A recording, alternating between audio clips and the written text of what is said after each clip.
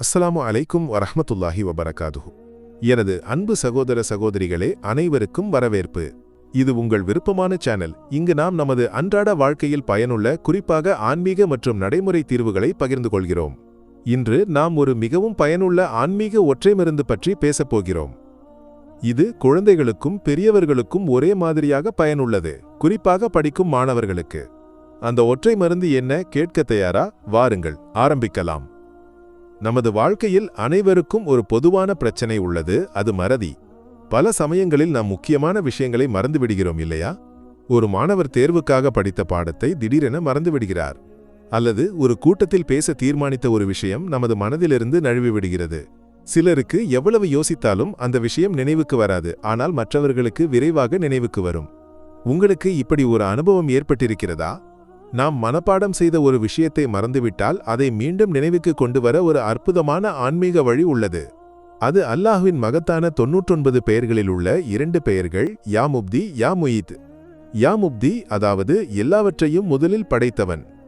யா முயீத் இழந்தவற்றை மீட்டுத் தருபவன், மீண்டும் கொண்டு வருபவன்.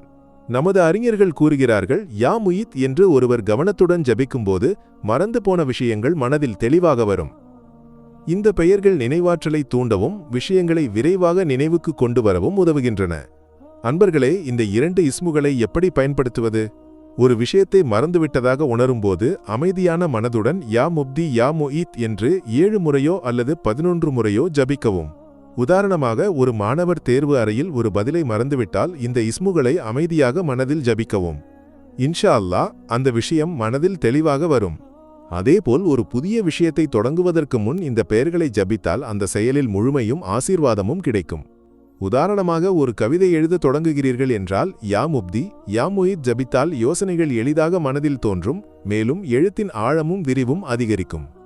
அன்பு நண்பர்களே, இந்த ஒற்றை மருந்தை ஒருமுறை முயற்சி செய்து பாருங்கள். ஒரு நண்பர் பகிர்ந்த அனுபவத்தை உங்களுடன் பகிர்கிறேன். அவர்கள் ஒரு முக்கியமான உரையை தயார் செய்து கொண்டிருந்தார்கள்.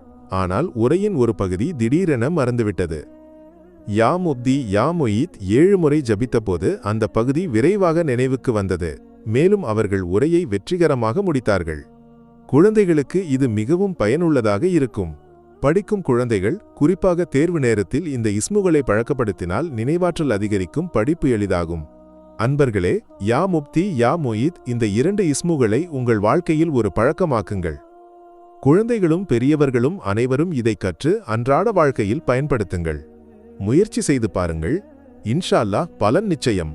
இந்த ஒற்றை மருந்து உங்கள் வாழ்க்கையில் எப்படி வேலை செய்தது என்பதை கமெண்ட் பாக்ஸில் பகிர்ந்து கொள்ளுங்கள். இந்த வீடியோ உங்களுக்கு பிடித்திருந்தால் லைக் செய்யவும், சேனலை சப்ஸ்கிரைப் செய்யவும் மறக்காதீர்கள். மேலும் ஆன்மீக தீர்வுகள் மற்றும் குறிப்புகளை அறிய பெல் ஐகானை ஆன் செய்யுங்கள். அஸ்ஸலாமு அலைக்கும் வரஹ்மத்துல்லாஹி வபரகாதுஹு.